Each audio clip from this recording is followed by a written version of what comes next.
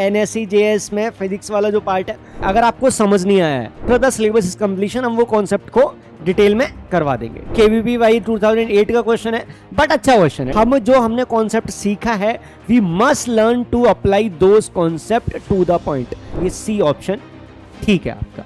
इन दोनों के बीच में कोई रेजिस्टेंस है ही नहीं। तो कई चीजें होती हैं कि क्वेश्चन देखने में बड़ा डिफिकल्ट लगता है, लेकिन जब सॉल्व करोगे, कॉन्सेप्ट लगाओगे तो चीजें बहुत आसान होती हैं। Which of the following values is are possible by 24 into 12 अब। ठीक है, वैसे इंपॉर्टेंट क्वेश्चन है, चाहो तो स्क्रीनशॉट ले सकते हो इसका।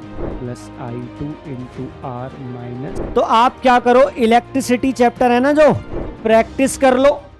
Hello students, how are you? I hope all of you are fit, fine and safe, doing good. सब कुछ बढ़िया चल रहा है, अच्छा चल रहा है और आप अच्छे से पढ़ाई कर रहे हो। और जैसा कि मैंने आपको बोला है, लगातार हर क्लास में बोलता हूँ कि टाइम वेस्ट नहीं करना है, क्योंकि हमारे पास समय कम है और मेहनत हमको ज्यादा करनी है, एग्जाम पास है। सो इसलिए सब कुछ आप बिना किसी टाइम वेस्ट के आप धीरे धीरे अपनी पढ़ाई पे ज्यादा से ज्यादा, more and more your focus on your studies. ठीक है, तो हमें पता है कि हमारा जो चैप्टर चल रहा है वो चल रहा है NSE JS में फिजिक्स वाला जो पार्ट है, उसमें चल रहा है हमारा इलेक्ट्रिसिटी। और इलेक्ट्रिसिटी का आज हम लेकर आए हैं कौन सा, 5th लेक्चर। हालांकि जो हमारा स्टेज 1 से NSE स्टेज 1 से रिलेटेड पार्ट है, वो हमने उतना कंटेंट हमने कर लिया है। और आज जो हमें जरूरत हो, बेसिकली मैं आज आपके लिए सिर्फ प्रैक्टिस सेशन लेके आया हूं। ठीक है, तो जो क्वेश्चंस हैं हम क्वेश्चन करते हैं, ठीक। और उसके बाद भी आप इसके अलावा भी अगर आपको डाउट हो, feel free to let me know in the comment section. ठीक है, तो अगला बेसिकली हमारा जो लेक्चर होने वाला है, वो अगला लेक्चर होने वाला है हमारा magnetic effects of electric current और EMI लेक्चर होने वाला है। ठीक है, उसको भी करेंगे, बट आज पहले इसका प्रैक्टिस सेशन कर लेते हैं और उसके बाद फिर आगे बढ़ेंगे। ठीक है, तो आज है हमारा ये 5th lecture of electricity, 5th lecture of electricity. ठीक है, और आज हम करेंगे बेसिकली, आज हमारा प्रैक्टिस सेशन है, प्लस अगर किसी के डाउट्स हैं, ठीक है, please let me know in the comment section. ठीक है, हालांकि एक चीज और है, डाउट्स के अलावा अगर आपके पास मान लो कि कोई कॉन्सेप्ट भी ऐसा है, अगर आपको समझ नहीं आया है, ठीक है, तो वो भी हमें बता देना। After the syllabus is completion हम वो कॉन्सेप्ट को डिटेल में करवा देंगे। ठीक है ना। और डाउट्स के अलावा let me right here again कि अगर कोई कॉन्सेप्ट है इफ नॉट अंडरस्टूड, ठीक है, कोई कॉन्सेप्ट है जो आपको समझ नहीं आया है, टेल अस। जब सिलेबस कंप्लीट होगा ना,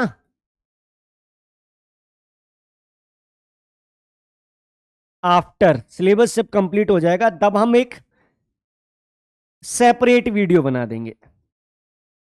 ठीक है, चलो, ताकि हमारे बच्चों को किसी भी तरह की कोई प्रॉब्लम ना रहे। ठीक है, आगे बढ़ते हैं।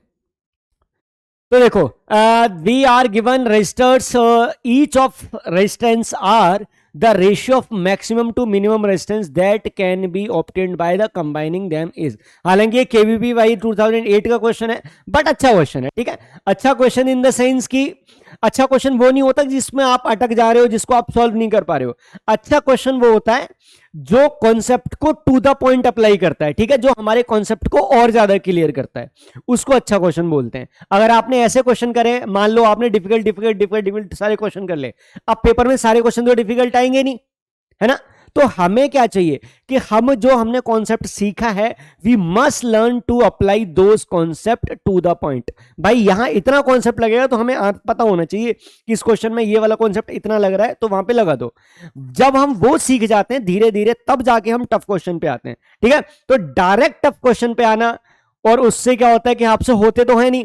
क्यों? क्योंकि आपने प्रैक्टिस कम है। ऐसा नहीं है कि नहीं हो रहे तो दिमाग नहीं है, दिमाग है, बट क्योंकि आपकी लैक ऑफ प्रैक्टिस है, तो क्वेश्चन आपसे हो नहीं रहे टफ, और टफ क्वेश्चन हो नहीं रहे, वहां पे आपका कॉन्फिडेंस डाउन हो जाता है। ठीक है, तो हम एक सीक्वेंस में चलेंगे। ठीक है, और जब हमारा सारा सिलेबस खत्म हो जाएगा, उसके बाद फिर हम एडवांस लेक्चर ले लेंगे, और एडवांस लेक्चर में फिर तो लगातार फिर तो प्रैक्टिस ही प्रैक्टिस चलनी है, टेंशन लेने की जरूरत ही नहीं है।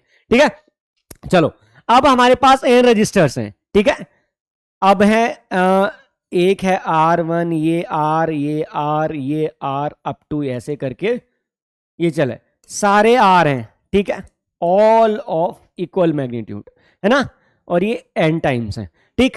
अब कह रहा है कि मैक्सिमम टू मिनिमम रेजिस्टेंस। अब आर मैक्स कब होता है, रेजिस्टेंस आपका मैक्स कब होगा, जब हमारा सीरीज कॉम्बिनेशन होगा, और रेजिस्टेंस आपका मिनिमम कब होगा, जब हमारा पैरेलल कॉम्बिनेशन होगा, ठीक है। अब मैंने आपको क्या बताया था, याद करो, मैंने आपको बताया था कि अगर सीरीज में हो, ठीक है, और एन रेजिस्टेंस हो ऑल ऑफ इक्वल मैग्नीट्यूड, तो आर एस क्या हो जाएगा, एन टाइम्स, क्योंकि 1 1 1 1 या फिर मान लो 10 ओम है तो 10 10 10 10 एन टाइम्स, तो क्या करोगे, एन टाइम्स 10 कर दोगे, ठीक है। और जो आपका रेजिस्टेंस इन पैरेलल है वो क्या हो जाएगा, आर बाय एन हो जाएगा। अब वो पूछ रहा है मैक्सिमम टू मिनिमम, मतलब क्वेश्चन कह रहा है कि what will be the ratio of R S to R P. R S क्या है, एन टाइम्स आर पी क्या है, आर बाय एन। अब ये कट गया तो क्या होगा, एन ऊपर चला गया तो ये हो जाएगा आपका एन स्क्वायर, ठीक है, क्या हो जाएगा, एन स्क्वायर, और नीचे हम ऑलवेज वी कैन पुट 1, ठीक। तो आपका ये आ जाएगा एन की पावर एन नहीं, ये सी ऑप्शन ठीक है आपका, ठीक है। चलो आगे बढ़ते हैं। हालांकि वैसे मुझे याद आया कि क्वेश्चन मुझे तुम्हें पहले ये देना चाहिए था, ठीक है, पॉज करके तुम खुद करते तो ज्यादा सही रहता, कोई नहीं, हो गया, फ्लो में हो जाता है ना, टीचर जो जोश में आता है, नया है ना, नया बस लेक्चर स्टार्ट हुआ है तो इनटू द लेक्चर, हाँ भाई ये फटाफट ये लो, उससे क्या होगा, मेरी प्रैक्टिस होनी है, ठीक है, कोई नहीं, अगला ट्राई करते हैं, टेंशन मत लो। In the case of circuit shown below which of the following statement is are true. ये आईजीएसओ स्टेज 1 2009 का क्वेश्चन है, ठीक है। सर्किट का आपके सामने, मैं जरा साइड हो जाता हूं ताकि देख लो, ठीक है। ये यहां मान लो कोई V है, कोई मान लो, हालांकि इसकी जरूरत तो है नहीं आपको, ठीक है। ये R1 है, ये R2 है, R3 है, ध्यान से देखो, ये पॉइंट है, ये पॉइंट B है, ये जंक्शन 1 है, ये जंक्शन ये पॉइंट 1 है, 2 3 4। अब यहां पर एक चीज ध्यान रखने वाली है कि 1 2 3 4 में यहां कोई रेजिस्टेंस नहीं है, 1 2 3 4 में कोई भी रेजिस्टेंस नहीं है। अब ये क्वेश्चन सॉल्व करना है, फटाफट करो, मैं साइड हो जाता हूं, हो गया, चलो, पक्का कर लिया, आगे बढ़ो। ध्यान से देखो बेटा, यहां पर क्या हो रहा है कि जो 1 पॉइंट है और 4 पॉइंट है, इन दोनों के बीच में कोई रेजिस्टेंस है ही नहीं, तो मतलब 1 2 3 4 नो पोटेंशियल ड्रॉप। क्यों नहीं है potential drop, because no resistance, कोई पोटेंशियल ड्रॉप ही नहीं है, रेजिस्टेंस क्या है ही नहीं, तो इसका मतलब potential at 1 equals to potential at 4। दोनों का पोटेंशियल क्या है, सेम है, दोनों के बीच में पोटेंशियल डिफरेंस क्या है, 0 है। तो जब दोनों का पोटेंशियल सेम है, दोनों के बीच का पोटेंशियल डिफरेंस 0 है, तो यहां पर मैं एक काम कर सकता हूं कि इस तार को हटा के इस 4 वाले पॉइंट को यहां लगा दूं, क्योंकि दोनों के बीच में पोटेंशियल डिफरेंस तो है ही नहीं, तो ये 4 वाला पॉइंट उठाकर मैं यहां ज्वाइन कर सकता हूं। मैं नया डायग्राम बना ले रहा हूं, देखो बच्चे, ये हमारा V, ये प्लस, ये माइनस, यहां से आ रहा है हमारा, ये हमारा पॉइंट A, ये है R1, यहां पर है 1 पॉइंट, ठीक है, आगे बढ़ो, ये है हमारा R2 और ये है हमारा पॉइंट B। अब इसको मैं उठाकर यहां लगा दे रहा हूं, तो इसका मतलब हो गया ये मेरा हो जाएगा R3, ठीक है, ये हो जाएगा, मतलब एक के ही पीछे 0.4 छिपा हुआ है, ठीक है। तो अब जरा ध्यान से देखना क्या आया, ये वाला उठा के मैं यहां पर लगा दिया, क्योंकि potential at 1 equal to potential at 4, ठीक। तो अब जरा देखो, R1 R3 are in series, नहीं जी बिल्कुल नहीं, सीरीज में तो बिल्कुल नहीं है, हालांकि यहां लग रहे हैं, यहां लग रहे हैं, ठीक है। R2 R3 in series, R2 R3 series में, very good. R2 R3 in parallel, series में नहीं है, R2 R3 किस में है, पैरेलल में, तो सी ऑप्शन करेक्ट है। And equivalent resistance of the circuit is R1, बिल्कुल सही है। तो R इक्विवेलेंट क्या होगा, जरा ध्यान से सुनो, R1 प्लस ये RP, R23 आपका क्या हो जाएगा, ये हो जाएगा R1 प्लस ये दोनों पैरेलल में, सो R1 sorry R2 R3 upon R2 plus R3, ये R इक्विवेलेंट हो जाएगा। क्या ये सही कह रहा है? बिल्कुल सही कह रहा है। So equivalent resistance of the circuit is R1 plus R2 R3 upon R2 plus R3। Simple है, कोई कोई कोई परेशानी नहीं है। हालांकि देखा जाए, अब देखो कई चीजें होती हैं कि क्वेश्चन देखने में बड़ा डिफिकल्ट लगता है, लेकिन जब सॉल्व करोगे, कॉन्सेप्ट लगाओगे, तो चीजें बहुत आसान होती हैं, और यही वास्तव में होता है अच्छा क्वेश्चन। में बेसिकली उसी को बोलता हूं जो क्वेश्चन देखने में भाई क्या दे दिया, ये कैसा क्वेश्चन होगा, but the moment you start solving, बड़ा सही सा क्वेश्चन है। तो मैं वास्तव में क्वेश्चन अच्छा बोलता हूं। अब अननेसेसरीली आप टॉप लॉजिक लगा दो, top logic in the sense मैं आपको बोलूं कि जैसे आप एनएससी जैसा आप आईआईटी जेई का क्वेश्चन उठा के ले आओ, उसमें डाल दो, ठीक है, तो ना तो उस लेवल के क्वेश्चन आने, या फिर आप बिल्कुल सीबी बहुत ही बोर्ड लेवल का क्वेश्चन ले आओ, वो भी नहीं। तो हमें वो चीज मेंटेन करके रखनी पड़ेगी कि भाई ऊपर भी नहीं जाना, नीचे भी नहीं जाना, सिंपल है, ठीक है। तो एनएससी जेएस में आप मान के चल सकते हो भाई नीट लेवल को टच करता है, ठीक है। चलो आगे बढ़े। हाँ जी, अगला question, there are 4 resistors of 12 ohm each, 4 resistors हैं और हर एक का रेजिस्टेंस कितना है? 12 ohm. Which of the following values is are possible by combining series और पैरेलल? हाँ जी, बाय देयर कॉम्बिनेशन। कौन कौन से जो वैल्यूज हैं इक्विवेलेंट रेजिस्टेंस की, वो पॉसिबल हो सकती हैं? अब ध्यान से एक चीज देखो, यहां पे एक मिसकंसेप्शन बच्चा करता है, बच्चा या तो सीरीज में लगा देता है या पैरेलल में लगा देता है। भाई देखो, सीरीज या पैरेलल में तो लगा दोगे, पर इन 4 रेजिस्टर्स को आपस में भी तो सीरीज पैरेलल हो सकता है ना भाई, 2 इधर 2 इधर, 3 इधर 1 इधर, ऐसे करके भी सीरीज पैरेलल हो सकता है। So what are the possible combinations, और पॉसिबल कॉम्बिनेशन का इक्विवेलेंट रेजिस्टेंस कितना होगा, वी मस्ट सी हियर, ठीक है। तो एज यूजुअल पहले ट्राई करो और उसके बाद बताओ कि क्या है आंसर, ठीक है।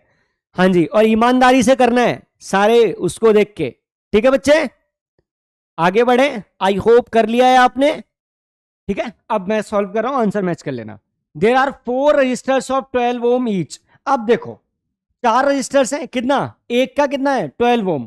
अब which are the possible values, एक इज आर, मतलब एक भी करेक्ट हो सकता है, मल्टीपल भी करेक्ट हो सकते हैं, ठीक है, क्योंकि हमारा प्रैक्टिस सेशन है तो हमारे एंगल से लेकर चलेंगे, ठीक है।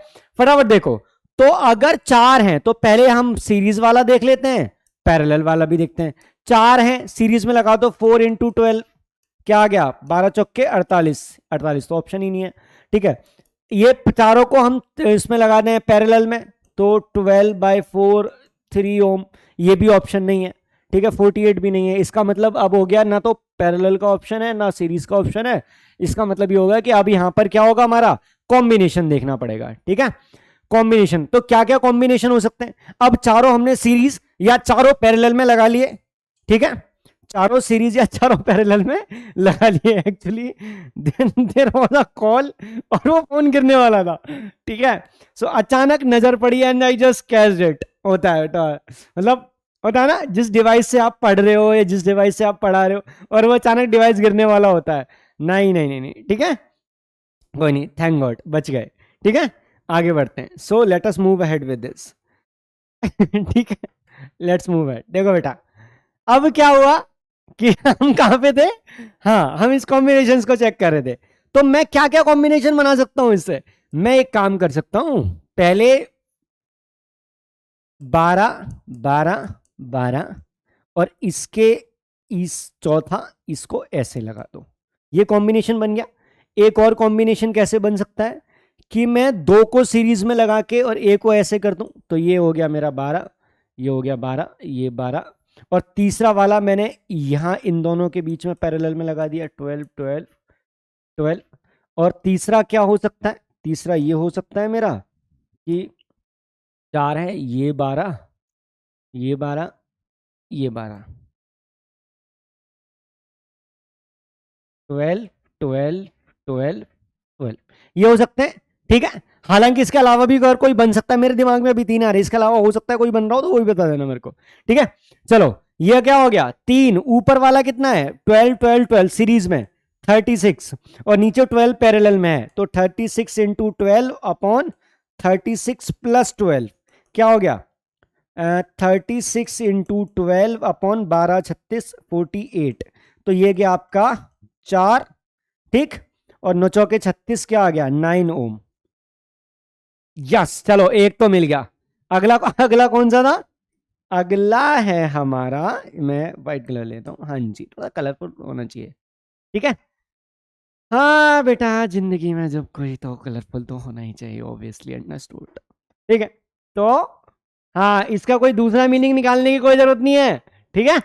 चलो यहाँ पे, यहाँ देखो, तो ये क्या हो गया, 12 12 24 और 12, ठीक है। तो पहले इसको निकाल लेते हैं, इस वाले पार्ट को निकाल लेता हूं। ये हो गया 24 इंटू 12, 12 12 24, और इसके साथ पैरेलल में है अपॉन 24 प्लस 12, तो 24 इंटू 12 अपॉन ये क्या हो गया 12 36, तो ये क्या हो गया 12 और 3, ये क्या हो गया 8 ओम। 8 ओम आंसर नहीं है जी, नहीं है ये, तो ये वाला नहीं है। इसको देख लेते हैं, 12 12 का क्या हो गया हाफ 6, हाफ 6, तो 6 प्लस 6 कितना हो गया 12 ओम, ठीक है। ये 12 ओम हो गया, ठीक। अच्छा, और यहाँ आपका हो गया 8 8 और 12 20, ठीक है। मुझे अभी दो दिख रहे हैं, बाकी 16 भी हैं, तो जस्ट लेट मी नो, ठीक है। 16 और 30 अगर है तो चेक करके कॉम्बिनेशन में देख लेना, अगर है तो मेरे को बता देना कि सर ये वाला कॉम्बिनेशन बनेगा, ठीक है। टेंशन लेने की जरूरत नहीं है, और उसके बाद भी कोई दिक्कत है तो परेशान होने की बात नहीं है, ठीक है। अभी जो दिमाग में कॉम्बिनेशन उनसे तो ये बन रहा है, 16 भी कैसे बनेगा, अगर दिमाग लगाऊं तो 16 कैसे बनेगा। हाँ हाँ हाँ, मैं एक काम कर सकता हूँ, 12 36 8, ठीक है। 12 3 36 8, हाँ चलो कोई नहीं, बन भी रहा होगा, ठीक है। A current I reaching at a point in a circuit gets branch in a follows and flows through the resistance R1 R2, then the current through R1 varies as, चलो मैं इसको, अच्छा हाँ, एज यूजुअल करो, मैं हट जाता हूं। करंट आई एक सर्किट है जिसमें से आई करंट जा रहा है, ठीक है, और R1 R2 पैरेलल में रजिस्टर्स हैं, ठीक है। तो करंट जो होगा वो क्या कहते हैं, then the current through R1, मतलब I1 करंट कैसे वेरी करेगा, R1 के हिसाब से करेगा, R2 के हिसाब से R1 R2, R1 upon R1 R2, ठीक है। कर लिया, आंसर आया।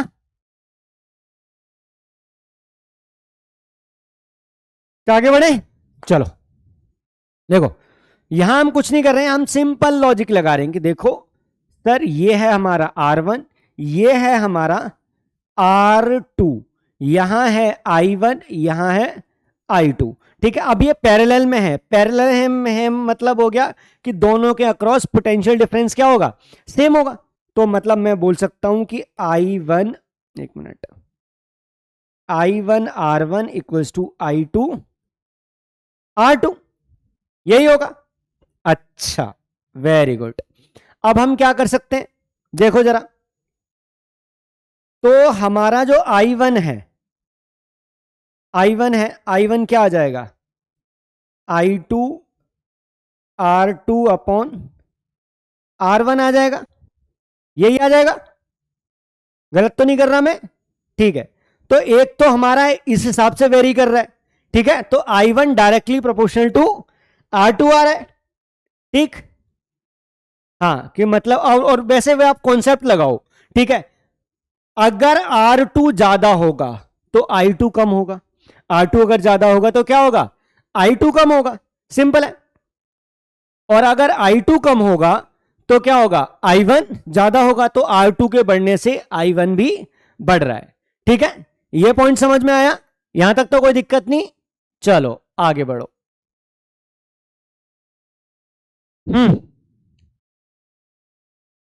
ठीक है, तो अब क्या हो गया हमारे यहां पे, अब I1 ही हो गया, तो डायरेक्टली प्रोपोर्शनल R2। अब यहां पे देख लेते हैं हम, अब यहां कहीं भी आप जंक्शन रूल लगा दो, मान लो I है, ये इधर I1 गया, ये इधर I2 गया, तो नेट सम क्या होगा, अगर I1 जाएगा तो I1 बाहर आ जाएगा, I2 जाएगा तो I2 वापस आके फिर I हो जाए, so I equals to I1 plus I2, ठीक है। अब हमें पूछ रहा है करंट थ्रू R1, मतलब हमारा इंटरेस्ट किसमें है, हमारा इंटरेस्ट है किसमें, R1 के थ्रू पास होने वाले I1 में, ठीक है। चलो, अब यहां पे I1 पर अगर I2 आ गया तो एक काम करें, मैं अगर I2 को I1 से रिप्लेस कर सकता हूं, कैसे, वॉच, यहां से जरा ध्यान से देखना, यहां से हमारे पास क्या आ गया, I2 की वैल्यू क्या आ गई, I1 R1 अपॉन R2, बस वही करना है हमें, I equals to I1 plus I1 R1 upon R2। यहां से मैं I1 कॉमन ले लूं, I1 सर कॉमन ले लिया, 1 प्लस R1 अपॉन R2, क्या हो गया हमारे पास, हो गया I equals to I1 R2 plus R1 upon R2। जरा इसको सॉल्व करके देखो, I1 क्या आ गया मेरा, ये जाके डिनोमिनेटर में या न्यूमरेटर में हो जाएगा, न्यूमरेटर वाला डिनोमिनेटर में हो जाएगा। So I equals to R2I upon R1 plus R2। ठीक है, तो हमारा जो करंट है I1 है, एक तो R2 के प्रोपोर्शनल है, प्लस इनवर्सली प्रोपोर्शनल टू क्या है, R1 प्लस R2, ये भी आ रहा है। सो सो हमारा करेक्ट ऑप्शन क्या हो गया, हमारा करेक्ट ऑप्शन हो गया B प्लस D, ये हमारे करेक्ट ऑप्शन है। ठीक है, हाँ जी, चलो आगे बढ़ते हैं। ठीक, हाँ जी, हियर वी गो। अगला, if Q equals to 2 coulomb and force on it is F equals to 100 newton, then the value of field intensity will be. बहुत आसान क्वेश्चन है, बहुत आसान क्वेश्चन है, बट क्योंकि बच्चों की इस पे नजर नहीं जाती इसलिए सोचते हैं पता नहीं कौन सा फॉर्मूला लगेगा, but it's a very easy. ठीक है, चलो मैं साइड हट जाता हूं। हमने क्या पढ़ा था, हमने बचपन में पढ़ा था क्या, बचपन में हमने पढ़ा था sir F equals to Q E या E equals to F by Q। Force क्या है 100 न्यूटन, चार्ज क्या है 2 कूलम, तो क्या आ गया 50 न्यूटन पर कूलम, ये हमारा आंसर आ गया, और बी ऑप्शन करेक्ट। टेंशन लेने की अब जरूरत नहीं है। अब देखो बड़ा सिंपल सा, ठीक है, हालांकि बहुत इजी क्वेश्चन था, आई नो। ठीक है, अब electric field of charge Q, another charge is carried from A to B, A to C, A to D and A to E, then minimum, then क्या हो गया, work done will be minimum along path AB, minimum along path AE, AD, zero along all the paths. हाँ जी, इसका answer क्या होगा, as usual मैं थोड़ा साइड हो जाता हूं, बताओ क्या होगा। आराम से दिमाग लगाना है, ऐसा नहीं है कि कोई जल्दबाजी है।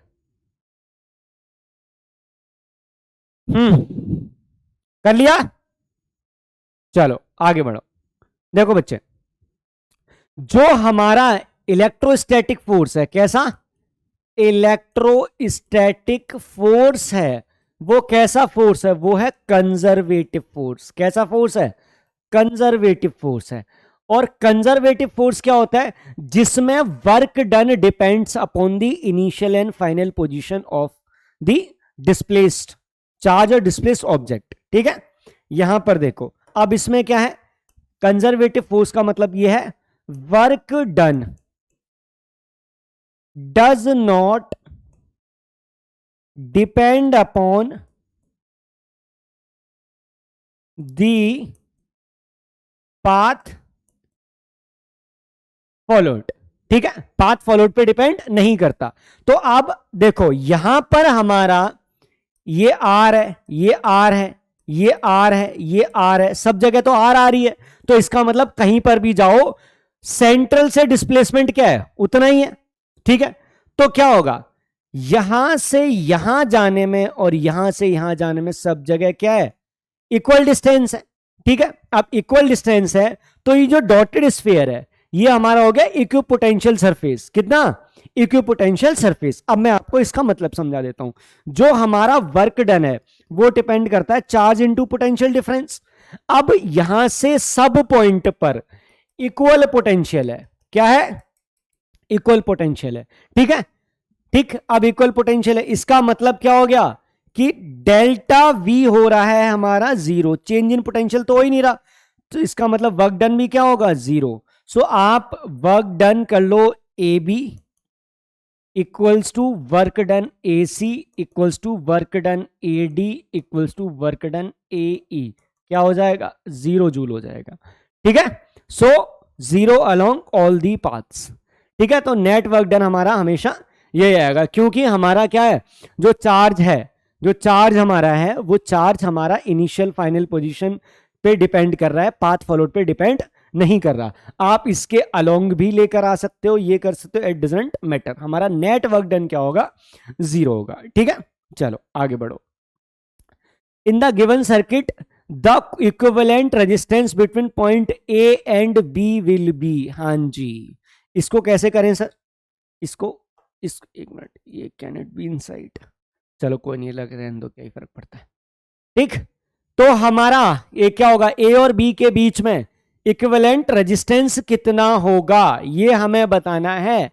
अब दिमाग लगाओ, टेंशन लेने की जरूरत नहीं है।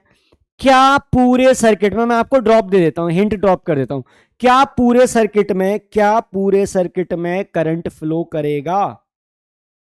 क्या जरूरी है पूरे सर्किट में करंट फ्लो करेगा? Is it necessary? नहीं। ठीक है, क्योंकि ये और ये पॉइंट एक्स है।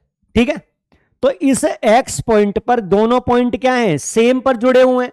ठीक है, तो अब मैं ऐसे मान लेता हूं, ये है हमारा 2R, यहां से है हमारा 2R, और ये भी हमारा क्या है 2R। ठीक है, तो ये क्या है, यहां पर चेंज इन पोटेंशियल, क्या पोटेंशियल डिफरेंस क्या है, 0 है। इसका मतलब करंट हमारा ऐसा जाएगा और फिर ऐसा निकलकर आ जाएगा। तो दोनों किस में हो गए, सीरीज में हो गए। ये 2R प्लस 2R कितना हो गया, 4R सीरीज में। B option correct. अब देखने में ऐसा लग रहा है सर पता नहीं क्या हुआ, बना दिया हो। ठीक है, यहां पर कोई टेंशन, यहां भी सब ठीक है, कोई परेशान होने की जरूरत नहीं है। ये कैन इट गो इनसाइड, हाँ ओके, इट वेंट। ठीक है, चलो आगे बढ़ो। Let's look, the resistance of a conductor of length 75 centimetre is 3.25 ohm. What will be the resistance of similar conductor whose resistance is 13.25 ohm? हाँ जी, again as usual मैं थोड़ा side हो जाता हूं, आराम से आप कर लो, कोई टेंशन वाली बात नहीं है। ठीक है, लगा लिया दिमाग, आगे बढ़े।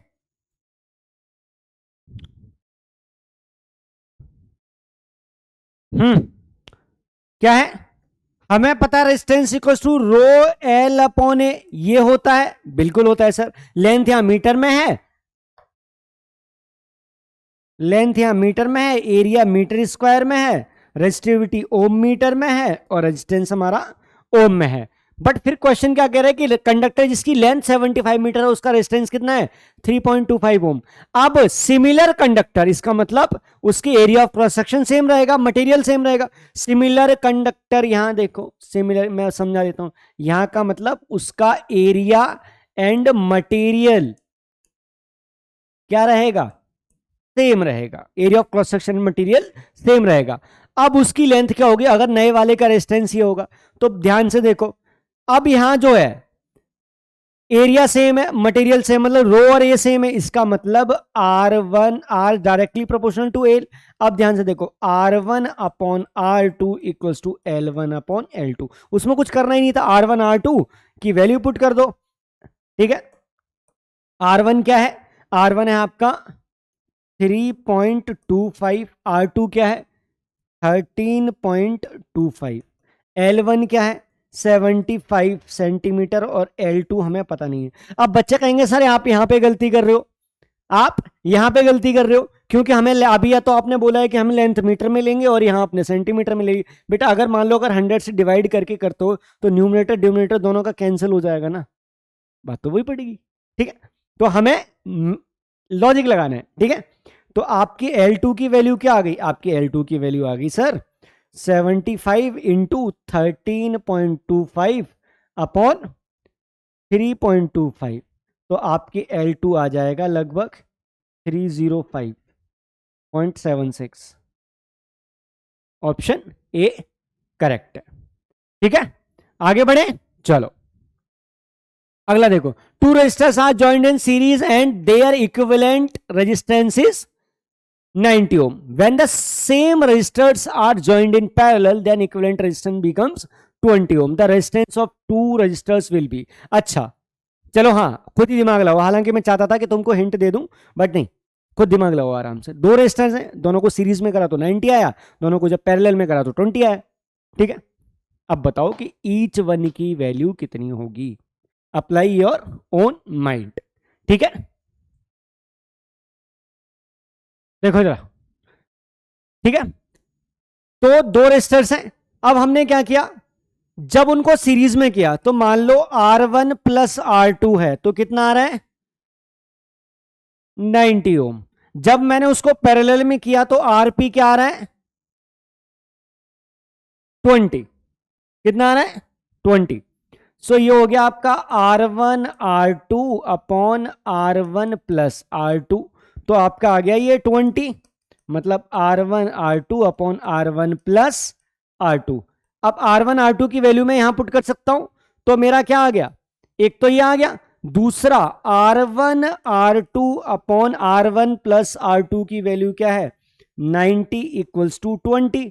तो यहां से मेरा R1 R2 की वैल्यू क्या आ गई 20 into 90 comes out to be 1800। अब यहां पर देखो, जो बच्चे एरर करते हैं वो एरर क्या करते हैं, यहां पर डायरेक्ट क्वाड्रेटिक इक्वेशन लगा देते हैं। सम ऑफ रूट आ रहा है इतना, अब मुझे R1 R2 की वैल्यू निकालनी है। R1 R2 की वैल्यू निकालनी है तो R1 R2 का सम आ रहा है 90, R1 R2 का मल्टीप्लीकेशन है 1800। बच्चे क्वाड्रेटिक इक्वेशन लगा देते हैं। ठीक है, आप क्वाड्रेटिक इक्वेशन लगा के निकाल सकते हो, कोई प्रॉब्लम नहीं है। बट मैं आपको एक सिंपल ट्रिक बता देता हूं।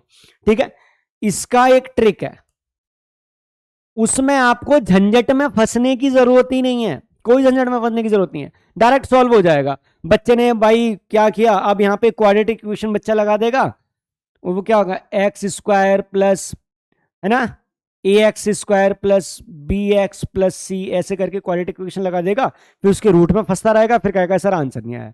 एक ट्रिक है, ट्रिक देखो फटाफट हो जाएगा। क्या ट्रिक लगानी है, सिंपल, जरा ध्यान से देखो। ए माइनस बी का square equals to A plus B का स्क्वायर माइनस 4ab। आप ये वाली इक्वेशन लगा दो। ठीक है, ये वाली इक्वेशन लगा दो कि चीजें बड़ी आसानी से सॉल्व हो जाएंगी भाई, कुछ करने की जरूरत नहीं है। यहां से देखना जरा, ए माइनस बी का स्क्वायर, मतलब आप ऐसे करो, आप इसी को ऐसे लिख लो, R1 माइनस R2 का square equals to R1 plus R2 का स्क्वायर माइनस 4R1 R2। आप लिख सकते हो, कहीं हम कोई पावर वावर का झंझट ही नहीं रख रहे हैं, हम सिंपल कर रहे हैं। ठीक है, जरा देखना, अंडर रूट ले लो। सो R1 माइनस R2 क्या आया बेटा, ये आया आपका, कितना आया ये R1 प्लस R2 का स्क्वायर माइनस 4R1 R2, यही आया। जरा वैल्यू पुट कर देना बच्चे, वैल्यू पुट करोगे तो R1 प्लस R2 क्या आया 90, 90 का स्क्वायर क्या आया 8100, ये आ गया। R1 प्लस R2 क्या है 90, 90 का स्क्वायर 8100। R1 इंटू R2 क्या है, R1 इंटू R2 क्या है 1800, और 1800 इंटू 4 18 चौके 72 7200, ये आ गया। तो R1 माइनस R2, एक मिनट, R1 माइनस R2 क्या आया 8100 में से बेटा 7200 माइनस कर दो, क्या आया 81 900, अंडर रूट 900, मतलब 30 आ गया। कुछ करना ही नहीं है भाई, R1 R2 90 है और R1 माइनस R2 है 30। जरा क्वाड्रेटिक इक्वेशन सॉल्व करना आसान है या सिंपल अलजेब्रिक इक्वेशन सॉल्व करना आसान है, तो बस लगा दो फटाफट। R1 प्लस R2 क्या था आपके पास 90, R1 माइनस R2 था बेटा 30। दोनों को ऐड करना, ऐड करोगे तो क्या हो गया, ये हो गया कैंसिल। तो 2R1 इक्वल्स टू कितना आ गया 90 30 120। R1 की वैल्यू आ गई 60 ओम, और R2 क्या हो जाएगा, R2 हो जाएगा R1 माइनस 30, मतलब 60 minus 30 comes out to be 30 ohm. So हमारे पास R1 हो गया 60, R2 हो गया 30, 70 20 80 10 60, हाँ ले मैच कर गया 10 से 50 फुट। ठीक है, तो हमेशा याद रखना, अगर ये है आप इससे डायरेक्ट कर सकते हो, परेशान होने की जरूरत नहीं है।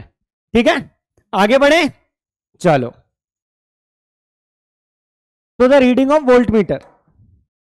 अब मैं सॉल्व कर रहा हूं, इसको आंसर मैच कर लें। अब यहां पे देखो, यहां पे 600 ओम किस में आ रहा है, 600 को ओम, तो पैरेलल में 300। क्या मैं इसको दोबारा आराम से कर सकता हूं, जरा देखो, इसी को मैं यहां पर रीड्रॉ कर रहा हूं। यह है हमारा सेल या बैटरी, कितना 100 वोल्ट की। जब ये 100 वोल्ट की हमारी सेल या बैटरी है, तो यहां पर मैंने क्या किया, 200 ओम लगा रखा है। यहां पर 200, नीचे कितना है, यहां पर है 100 ओम, ठीक है। अब देखो जरा, ये 600 वोल्ट मीटर का रेजिस्टेंस शो कर रहा है, ठीक है। अब एक चीज देखना है, यहां पे ये और ये पैरेलल में है, ठीक है। मैं एक काम करता हूं, इस सर्किट को थोड़ा सा ट्विस्ट कर देता हूं, ठीक है। हालांकि वोल्ट मीटर का अपना कोई रेजिस्टेंस होगा, बट मैं यहां पर आइडियल वोल्ट मीटर मान के 600 का एक्स्ट्रा कर देता हूं। देखो बेटा, यहां आया 300, चलो सर ये तो 300 आ गया, इसमें कोई टेंशन नहीं है, 300 ओम। यहां एक 600 ओम का और लगा दिया, ये लो सर 600 ओम का लगा दिया, और यहां पर मैंने वोल्ट मीटर ऐड कर दिया। देखना एग्जैक्ट वही सर्किट है, बिल्कुल वही सर्किट है या नहीं है। बस आर इक्विवेलेंट निकालना। इसका देखो, इसका है ये 300 और 600, 300 और 600 का क्या हो जाएगा इक्विवेलेंट, इसका इक्विवेलेंट हो जाएगा 200, ठीक है। चलो आप चाहो तो सॉल्व भी कर सकते हो, ठीक है, परेशान होने की जरूरत नहीं है। सो आर इक्विवेलेंट क्या हो जाएगा यहां पर, इसका आर इक्विवेलेंट कहना ठीक नहीं है, आरपी कहना ठीक है। चलो आरपी कह देते हैं पैरेलल वाले का। 300 इंटू 600 अपॉन 300 प्लस 600 क्या आ गया आपका 200 ओम आरपी आ गया, ठीक है। जब ये 200 ओम आ गया, तो आपका आर इक्विवेलेंट क्या है, आर इक्विवेलेंट बेटा आ गया आपका 200, ये 200, ये 400 और ये 100, तो क्या हो गया 200, 400, 500 ओम, 500 ओम आ गया आर इक्विवेलेंट। अब सेल के तो करंट क्या होगा, I equals to V upon R. V क्या है सर 100 है, आर क्या है 500 है, मतलब 0.2 एम्पियर। अच्छा, तो मैं क्या कर सकता हूं कि यहां से भाई 0.2 एम्पियर जा रहा है, कितना 0.2 एम्पियर, और इन दोनों की जगह क्या इमेजिन है 200। तो जो हमारा वोल्ट मीटर अटैच्ड है वो आरपी के अक्रॉस अटैच्ड है। वोल्ट मीटर किसके अक्रॉस अटैच्ड है, आरपी का अक्रॉस अटैच्ड है। जब वो आरपी के अक्रॉस अटैच्ड है, तो कितना शो करेगा, जो आरपी के अक्रॉस होगा पोटेंशियल डिफरेंस वही शो करेगा, बस करने की जरूरत नहीं है। सो वोल्ट मीटर की रीडिंग क्या हो गई, as V equals to I into R. Ohm uncle कह के मर गए, सॉरी ओम सर कह के गए, तो 0.2 इंटू आर क्या है, या आरपी क्या है 200, तो 2 40 20 40 वोल्ट, तो इसकी रीडिंग कितनी हो गई 40 वोल्ट रीडिंग हो गई। सी ऑप्शन ठीक है, ठीक है। चलो आगे बढ़ते हैं। अगला देखो, a uniform wire of resistance are is uniformly compressed along its length, ठीक है, until its radius becomes n times original radius, then the resistance of the new wire becomes। हाँ जी, ये है ढंग का क्वेश्चन। एक हमारे पास वायर है जिसकी लेंथ l है और जिसका रेडियस स्मॉल r है, चलो स्मॉल r मान लो रेडियस है। अब मैंने क्या किया, मैंने इसको कर दिया कंप्रेस। कंप्रेस करेंगे तो ध्यान से सुनो, कंप्रेशन में होगा क्या, कंप्रेशन में आपका क्या होगा, जो लेंथ है वो क्या करेगी डिक्रीज करेगी, और एरिया ऑफ क्रॉस सेक्शन क्या करेगा, वो इंक्रीज करेगा। कोई चीज को दबा दो तो लेंथ कम हो जाएगी, पर area of cross section increase करेगा। इसका रीजन क्या है, इसका रीजन है वॉल्यूम रिमेन्स कांस्टेंट। इसका क्या रीजन है, वॉल्यूम रिमेन्स कांस्टेंट। अब ऑब्वियस सी बात है भाई, हम मटेरियल उसमें प्लस माइनस थोड़ी कर रहे हैं, ठीक है, मटेरियल तो उतना ही है, वॉल्यूम उतना ही है, डेंसिटी भी चेंज नहीं हो रही है, तो क्या करेगा, अगर हम उसे लेंथ को कंप्रेस कर देंगे तो एरिया बढ़ जाएगा, और एरिया को दबा एरियल पार्ट से तो लेंथ हो जाएगी, ठीक है, सिंपल है। लेंथ को इंक्रीज करेंगे तो एरिया ऑफ क्रॉस सेक्शन कम हो जाएगा, क्योंकि हमें उसका वॉल्यूम सेम रखना है। अब यहां पर बेटा देखो, ठीक है, अब वो कह रहा है कि कंप्रेस करना है ताकि क्या हो इस केस में, जो resistance of the wire, sorry radius of the wire है, बिकम्स n टाइम्स, है ना, original. So r dash equals to n times r.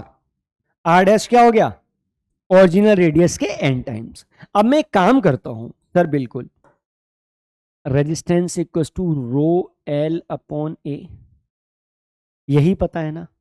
ध्यान से सुनो, अगर r डैश हो जाता है n टाइम्स r, तो एरिया क्या हो जाएगा, एरिया हमें पता है पाई r स्क्वायर. तो एरिया हमारा क्या हो जाएगा, पाई a डैश हो गया n टाइम्स r का स्क्वायर, तो एरिया हमारा हो जाएगा n स्क्वायर टाइम्स a. यही हो जाएगा. इसको बाहर कर देंगे तो अंदर वो n स्क्वायर टाइम्स a. तो जब हमारा एरिया हो जाएगा a डैश क्या हो गया n स्क्वायर टाइम्स a, तो अब लेंथ क्या होगी, लेंथ हो जाएगी l डैश हो जाएगी original dash by n square. यही हो जाएगा. ठीक है, अगर एरिया अगर हम n स्क्वायर कर दूंगा, एरिया को n स्क्वायर कर दूंगा, तो लेंथ क्या हो जाएगी 1/n स्क्वायर. अब बच्चा कहेगा सर ये आपने कैसे लिख दिया, ये तो हमारे पल्ले ही नहीं पड़ा. कोई बात नहीं, मैं यहां पे समझा देता हूं. पिंकू भैया की हेल्प लेते हैं, पिंकू भैया से पूछते हैं. थोड़े से लाइट पिंकू कर लो. Yes, this goes good. ठीक है, वॉल्यूम कौन सा है, तो A1 L1 equals to A2 L2. ठीक है, तो अगर हमारा ये कांस्टेंट है, ये हमारा एरिया वॉल्यूम क्या है, कांस्टेंट है. तो अगर मेरा area n square times a है, तो लेंथ क्या हो जाएगी l by n square times हो जाएगी ना. That's simple. ठीक है, तो अब यहां देखो, वापस आओ यहां पर. तो जब यहां पर आप वापस आओगे, देन यू विल रियलाइज कि जो रेजिस्टेंस है वो क्या हो जाए, मटेरियल सेम है. ठीक है, तो l by n square upon n square times a, upon n square times a. इसको सॉल्व करना तो r डैश हो जाएगा आपका, ये नीचे आ जाएगा, तो रो अपॉन n की पावर 4 l अपॉन a, मतलब r dash equals to rho l by a into 1 upon n की पावर 4. ये हो गया. एक मिनट, इसको n की पावर 4. हाँ जी, अब ठीक है. ठीक है, तो नया का r by n square, sorry n की power 4, not n square, n की power 4. This will be our answer. ठीक है, आगे बढ़े, चलो आगे बढ़ते हैं.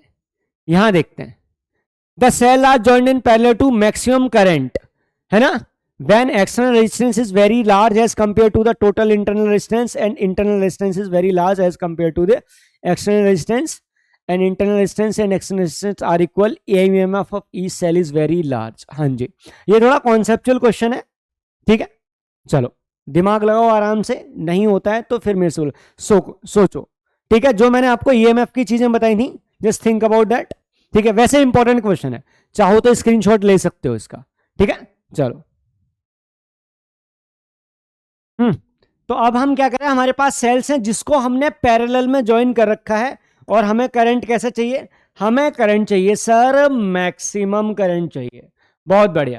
चलो मैं फटाफट यहाँ पे एक डायग्राम बता देता हूँ. ये रहा, ये मान लो ये E1 है ना, ये R1 है, ये हमारा E2 है, R2 है, एंड सो ऑन. ठीक है, इस तरीके से कॉम्बिनेशन हमारा चल रहा है.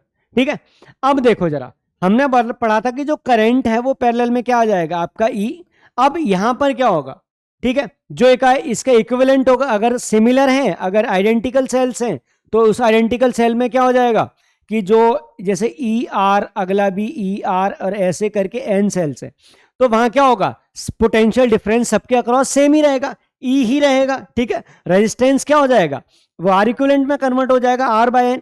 अब यहां पर देखो पॉइंट है, तो जो हमारा E करंट होगा वो क्या होगा, EMF जो इसका इक्विवेलेंट आएगा, और external resistance plus internal resistance.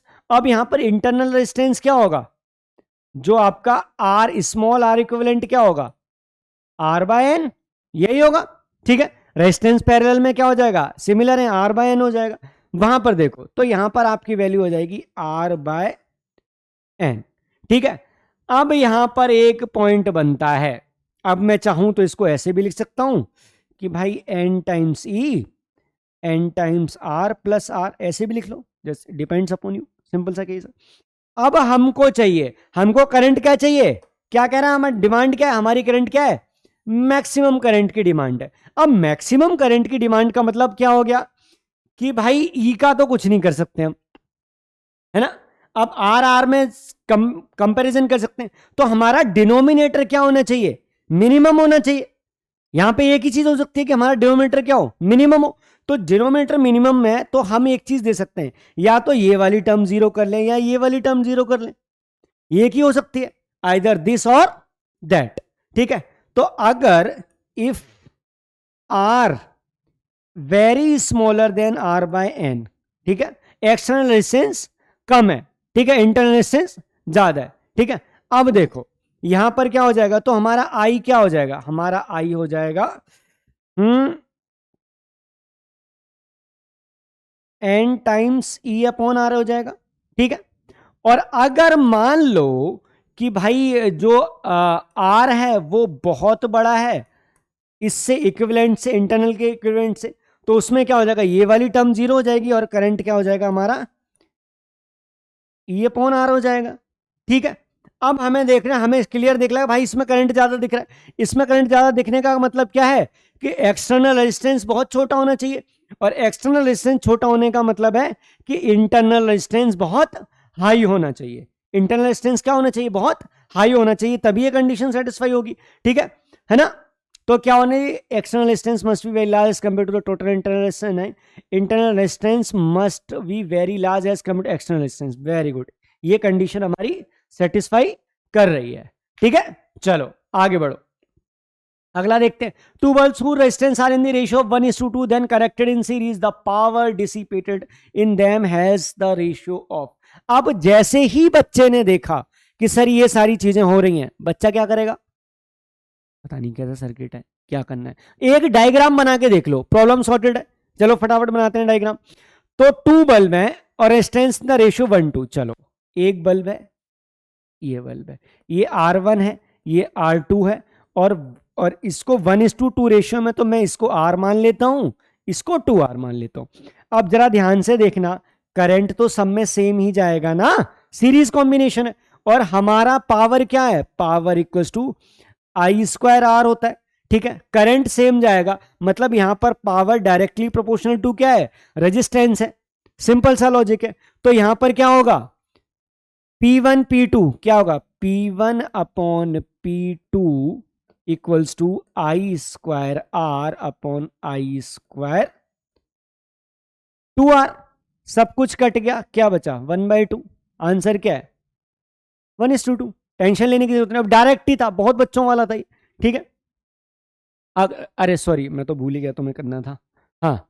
The wire of resistance 10 ohm is stretch so that in to increase its length by 20%, it resistance then would be, हाँ जी, उसकी लेंथ क्या होगी 20% इंक्रीज हो गई। मैं यहां पर एक डायग्राम बना देता हूं, ये है, अगर इसकी लेंथ L है तो हमने इसको स्ट्रेच कर दिया, हमने क्या कर दिया इसको, ध्यान से देखो मैं जो डायग्राम बना रहा हूं, ये L क्या है 1.2 L है। ध्यान से देखना, जो मैंने ग्रीन वायर बनाया है वो उससे पतला बनाया है, इसका मतलब क्या हो गया कि अगर मेरी लेंथ इंक्रीज करेगी तो एरिया ऑफ क्रॉस सेक्शन क्या करेगा, डिक्रीज करेगा, क्यों, क्योंकि वॉल्यूम क्या रहेगा, वॉल्यूम तो कांस्टेंट रहेगा, यही कंडीशन है हमारे पास, यही कंडीशन है हमारे पास। तो हमने देखा क्या कि अगर लेंथ को n टाइम्स कर दिया जाए तो एरिया ऑफ क्रॉस सेक्शन क्या हो जाएगा, A/N हो जाएगा, सिंपल है ना। अब देखो जरा, तो रेजिस्टेंस क्या आ जाएगा, हमारा नया रेजिस्टेंस क्या आ जाएगा, R' क्या आ जाएगा, अगर पुराना रेजिस्टेंस आज को टू रो L/A था, तो नया रेजिस्टेंस आ जाएगा आपका रो, है ना, n times L upon A/N, ये तो R' आ जाएगा आपका n² टाइम्स रो L/A, मतलब R' will be n² times R हो जाएगा। अब ना हमने लेंथ बढ़ाई है, तो जरा इसको ध्यान से देखना बच्चे। अब हमने लेंथ कितने टाइम्स कर दी है, 1.2 टाइम्स। इंक्रीज्ड बाय 20% का मतलब क्या हो गया कि length is now 1.2 times L. ठीक है, 20% बढ़ गई। आप चाहो तो कुछ बच्चे होंगे पिंकू बच्चे के लिए मैं कर देता हूं कि भाई एल थी प्लस 20% बढ़ गई तो 1.2 एल आया। ठीक है, कुछ पिंकू बच्चों के लिए भी है, टेंशन मत लो। ठीक है, तो तो अब क्या है, अब स्ट्रेच बाय एन टाइम्स, तो क्या हो गया, N square R, R dash equals to N square R. तो क्या हो गया आपका 1.2 का स्क्वायर आर, ये क्या 1.44 आर, आर डैश हो गया। ठीक है, 1.44 आर हो गया। तो क्या हो जाएगा, पहले था 10 ओम, उसका 1.44 कर दो, सो 10 इंटू 1.44 क्या आ गया, 14.4 ओम आंसर है। कुछ मैं ये रहा 12, हाँ ये आंसर। ठीक है, सिंपल है, नॉट एन इशू। आगे बढ़े, चलो अगला देखो। An ideal cell of EMF 10 volt is connected across the network of resistor as shown in the figure. The value of the resistance R for which the power dissipated by the parallel combination is same as that in 10 ohm resistance is. हाँ जी, अब question देखो, question क्या कह रहा है कि इसके द्वारा आर की वैल्यू क्या होनी चाहिए कि power dissipated by 10 ohm must be power dissipated by this parallel combination, इन दोनों की इक्वल होनी चाहिए, यही कहना चाह रहा है। चलो फटाफट इसको सॉल्व करो, खुद दिमाग लगाना है, ये नहीं है सर ने कर दिया तो भाई आप पॉज करके थोड़ी देर बाद सर तो वापस आके कर ही देंगे ना, टेंशन क्या है को लेनी, खुद दिमाग लगाओ, मैं साइड हो जाता हूं। हो गया, यहां पर थोड़ा सा आपको जरूरत है सोचने की कि क्या कॉन्सेप्ट लगेगा, हालांकि मेन कॉन्सेप्ट जो लगेगा वहां पे मैं अभी डिलीवर कर ही चुका हूं, भी कुछ मिनट पहले की बात है। 10 वोल्ट है ये। अब देखो, ये कॉम्बिनेशन की बात कर रहा है, ध्यान से सुनो।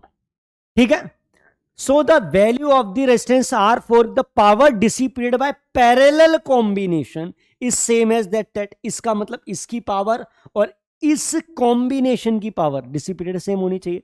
तो इसका मतलब मैं इसका आर इक्विवेलेंट निकाल लूंगा, कॉम्बिनेशन का मतलब क्या हो गया, आर इक्विवेलेंट।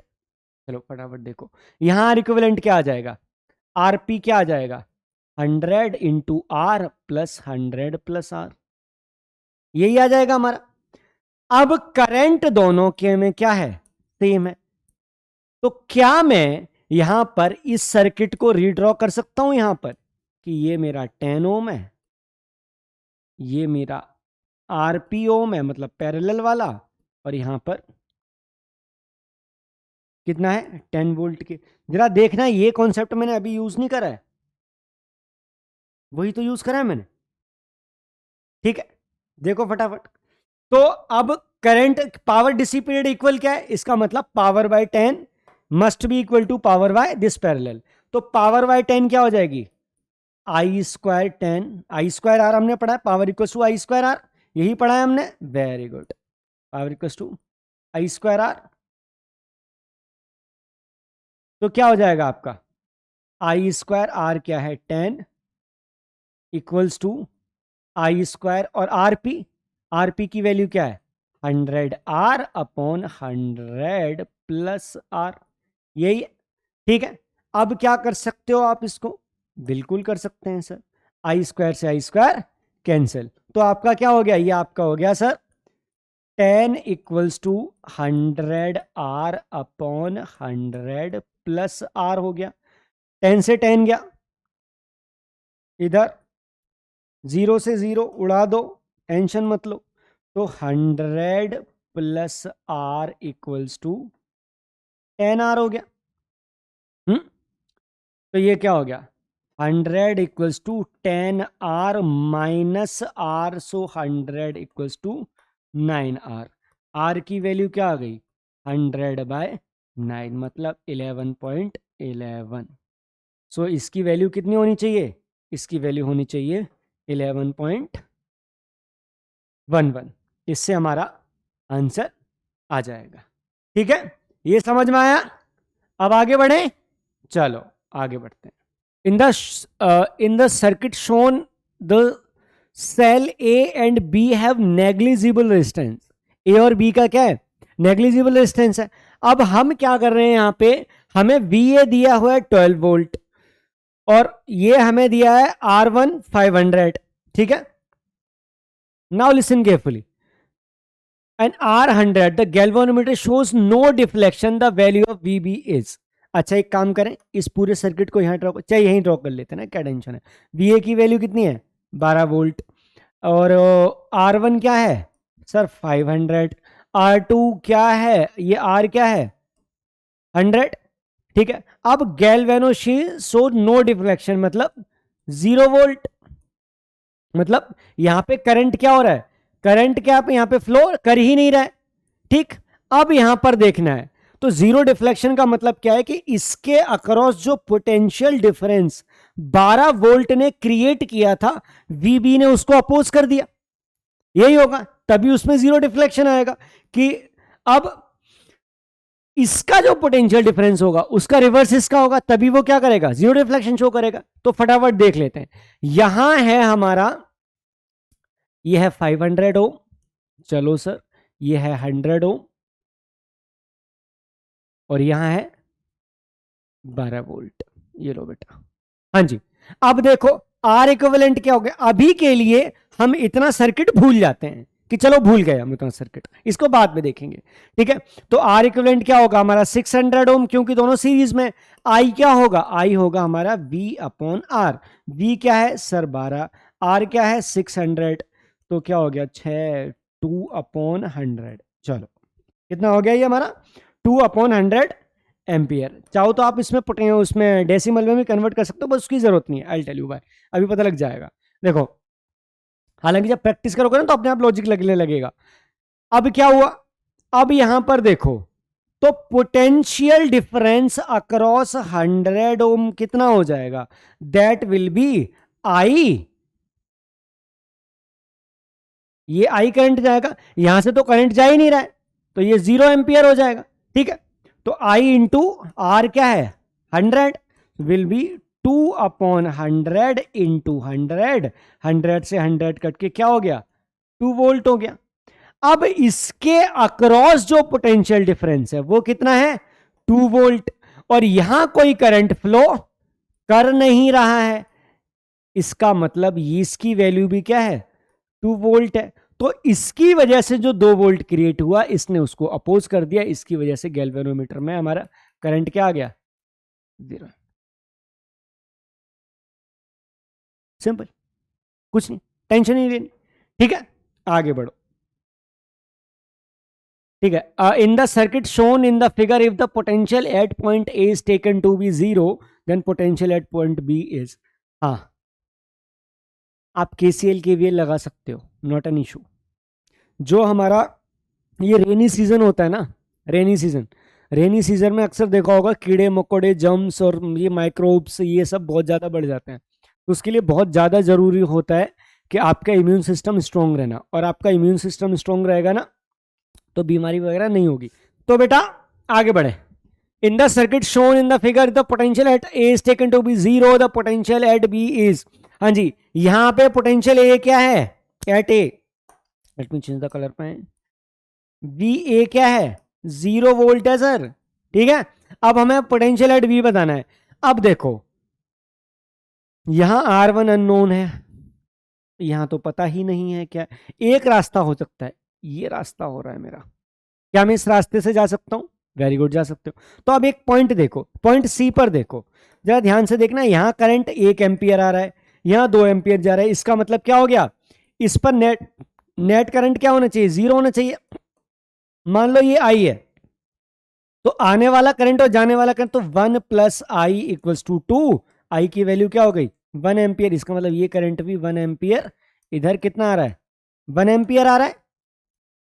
तभी तो ये एम्पियर ये 1 एम्पियर मिलके इधर 2 एम्पियर गए, ठीक है। अब इस पाथ को हम फॉलो कर सकते हैं। तो पोटेंशियल एट बी क्या होगा, potential at a, potential at a यहां से स्टार्ट करो और वही rule second law KVL, potential at a. अब हम यहां से एंट्री कर रहे हैं और सेल के पॉजिटिव साइड से निकल रहे हैं, ध्यान से सुनो, छोटा वाला नेगेटिव होता है, बड़ा वाला पॉजिटिव, +1 वोल्ट आ गया, उसके बाद गए फिर यहां गए, तो 1 एम्पियर करंट इस डायरेक्शन में आ रहा है, इसका मतलब हम लोअर टर्मिनल पोटेंशियल डिफरेंस से हायर पोटेंशियल डिफरेंस की तरफ जा रहे हैं, प्लस की तरफ जा रहे हैं, ठीक है। सो I इंटू आर मतलब +1 इंटू आर क्या है, 2 है सर, वेरी गुड।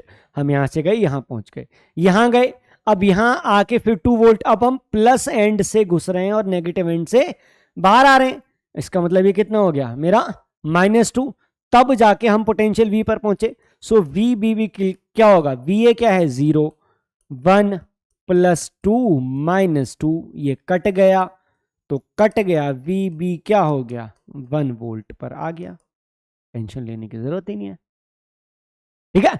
चलो आगे, see the electrical circuit shown in the figure, which of the following equation is correct equation for it। आप लूप 1 यूज कर लो, ये वाला यूज कर लो, ये वाला यूज कर लो, ठीक है।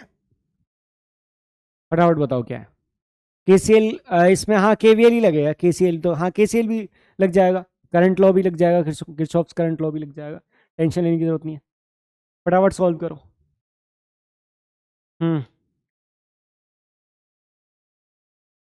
कर लिया,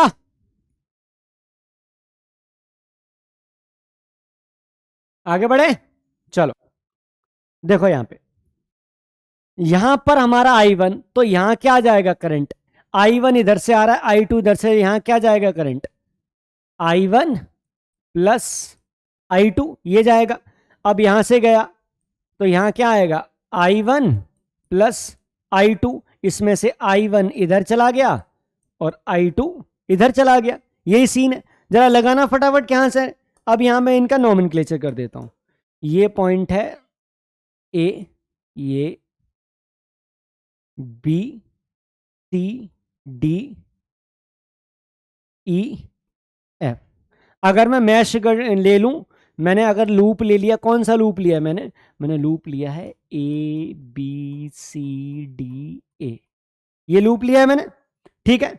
अगर मैंने ये लूप लिया है तो अब क्या होगा, मैं डी पॉइंट से चल रहा हूं, मान लो ए से भी चलो, चलो कोई नहीं, ए से चल लो, आप ए से चल लो, तो क्या हो गया, यहां से कोई रेजिस्टेंस नहीं है, नहीं है, नहीं, नहीं, हाँ यहां आ गया, ठीक है।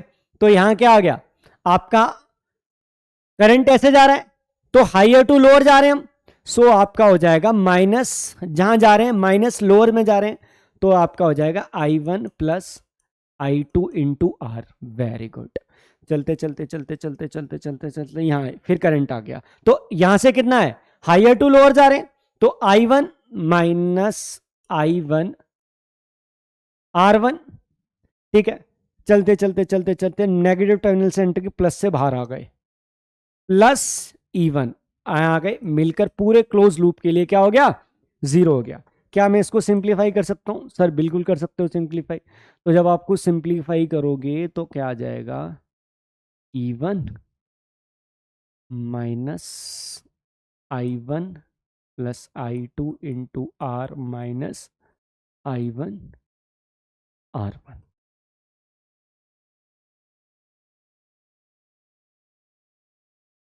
ठीक हो गया। कौन सा मैच कर रहा है, डी ऑप्शन मैच कर रहा है, ठीक है।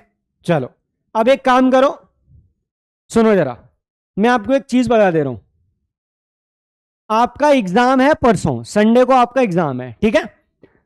एग्जाम आपका है संडे को, तो आप क्या करो, इलेक्ट्रिसिटी चैप्टर है ना जो, उसके मैक्सिमम क्वेश्चंस